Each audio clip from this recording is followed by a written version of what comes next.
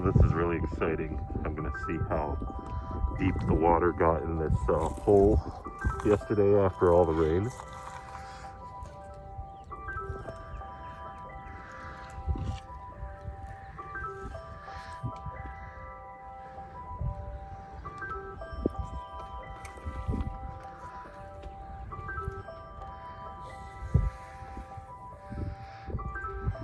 So that's up to between my knee and my hip.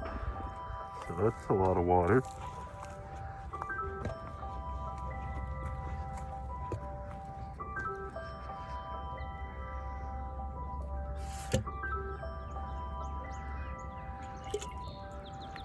That was a little bit less, but that's cool. I got some water in these holes. I'm not sure if I'd rather them stay filled with water during the summertime so I can use them as sort of water storage for gardening, or if they dry up during the summer, they're deep enough, I should be able to use them to help keep my food from spoiling quickly. I don't buy a whole ton for groceries, so, you know, if I have some meat and, that should be better. If I have some meat and gallon of milk or whatever, I can throw it down there and it should last at least a week, I would think. But we'll have to see what happens. All right. Doing another check of the water level of this big hole I dug the other day. I'd say this thing is about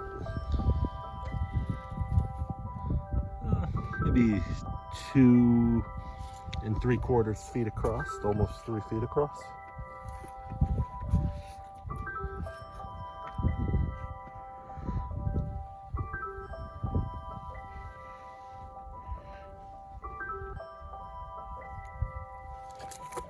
All right, so you can see the wet line right here, and that comes about maybe 6 inches below my waist, so like 3.5 feet of water. Let's compare it to a 5-gallon bucket.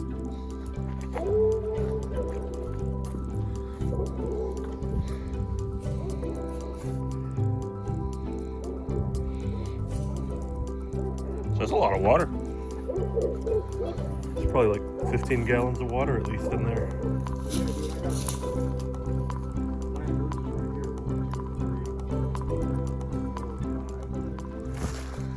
Those are all birch right there, blood birch. And I guess you gather that syrup after the maple. Oh, okay. That's, I don't know if that's true, but I heard it.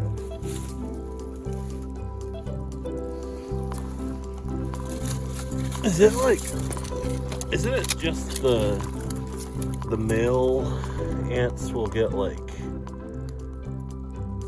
wings later on in the summer? So maybe that's a queen that has wings there.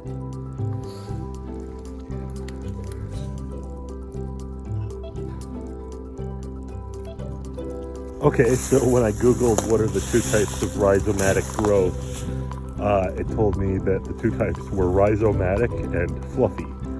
So pretty much what I was just describing a second ago.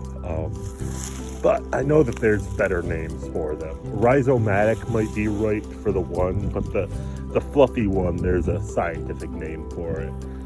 Google isn't as good as it used to be. There's a lot of videos out about it now, but basically, like, if they make it where their search engine doesn't operate all that efficiently, it causes you to stay on the page longer, so you will be able to experience more ads. So, you know, if you search like why are some dogs brown, it might come up with a bunch of like say DNA testing kits for you to buy for your dog, or brown dog figurines, brown dog toys. Like, it's trying to sell you something more so than it's trying to provide good search results. And I used to love how the internet, if you Googled something, you would have a vast sea of information to throw your net into and, well, I guess dwell into is a better way to say. You could go through tons of different websites, and what you're looking for is most likely going to be within the top 5 websites on Google back then. But if you wanted to find something niche, you might have to really dig through Google, but you could find it, and it was cool. It was like a treasure hunt. Usually you'd find it in some random forum, a piece of information that you're looking for. But nowadays, if you want to find any technical information, your best bet is going to be Reddit. Just because the internet is basically a few different social media sites now. They own the majority of the internet, the majority of the usage of the internet, and that sucks.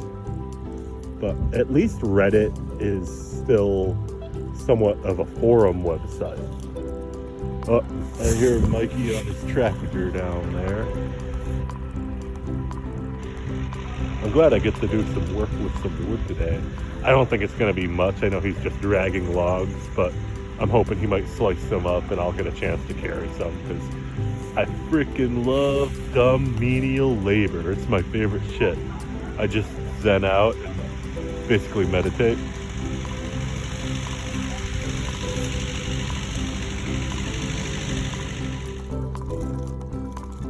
I think that's got to be a baby centipede.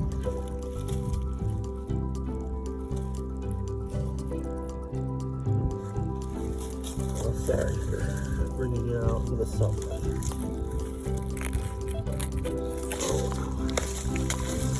Looking at my celia.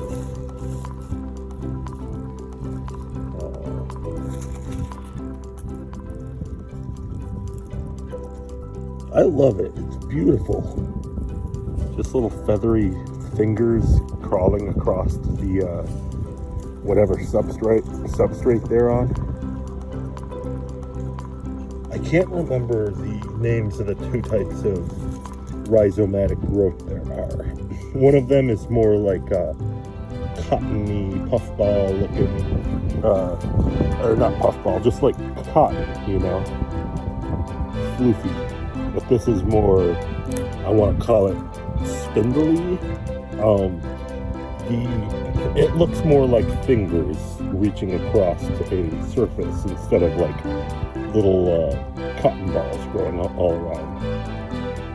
But yeah, that's something I should learn, the 2 different names. Hoping the good people of Reddit can help me identify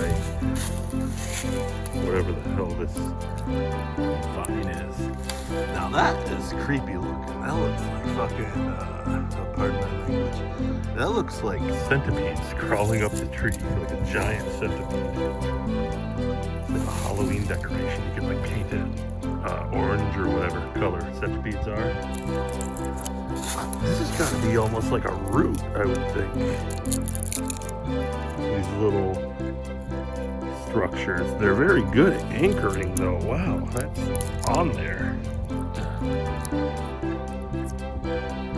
If it's rooting like that, I wonder if it's a parasite to the tree too.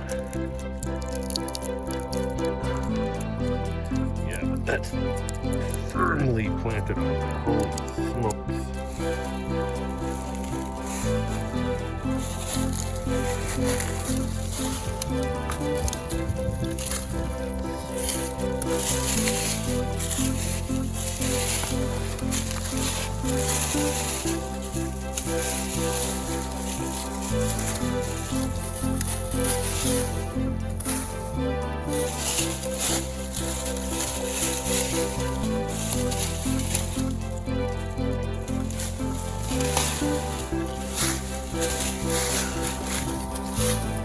Where the hell this is coming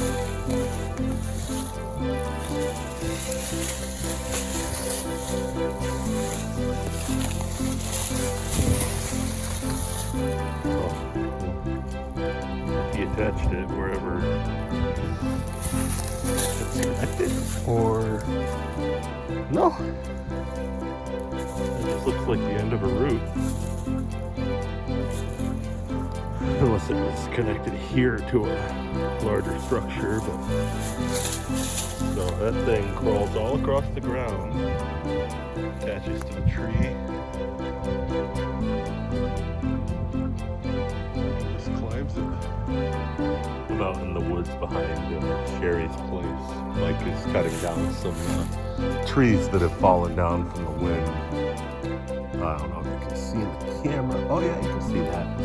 So he's got that mostly cut through there, but he's gonna wrap a chain around it and use the tractor to pull it from far away just to get it down safely. And then I'm just over here right now looking at like overturning logs and seeing what's under them. You know, we got some mycelial growth. I love the way that shit looks. The little wispy fingers growing out. What's the shoot? I cannot. Oh, rhizomatically. The way that mycelium grows can be described as rhizomatic. Trying to keep soil underneath too. Yeah, you can see some of the white on the ground there on that leaf, and then on that log right around there, I pulled this off. Looks like some sort of fungal growth. I guess warning for anyone who has a phobia of this sort of design. I can't remember the name of that phobia, but some people are very much bothered by this sort of structure with holes. I think it looks cool as hell, but it also looks creepy, so I can understand why people would be having a bad time looking at this. So cool.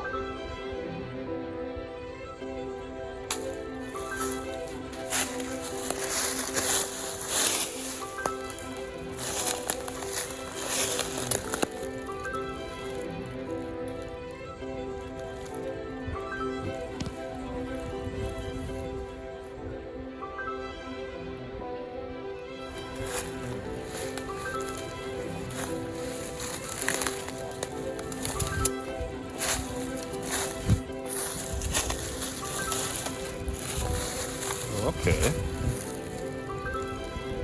What do you think of that? A woodpecker? A very determined woodpecker. These are pretty big pieces of marred wood. Oh, I'm gonna take this whole thing back to put on the campfire, actually. This thing is dead as hell.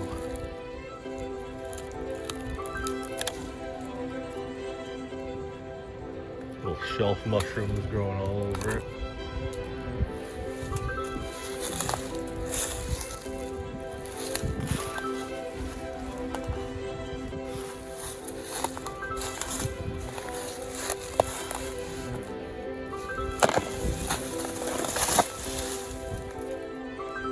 Yep.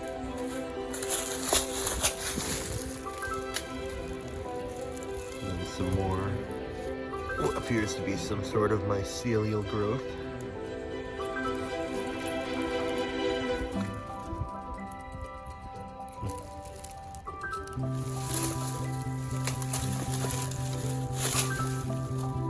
That's pretty cool.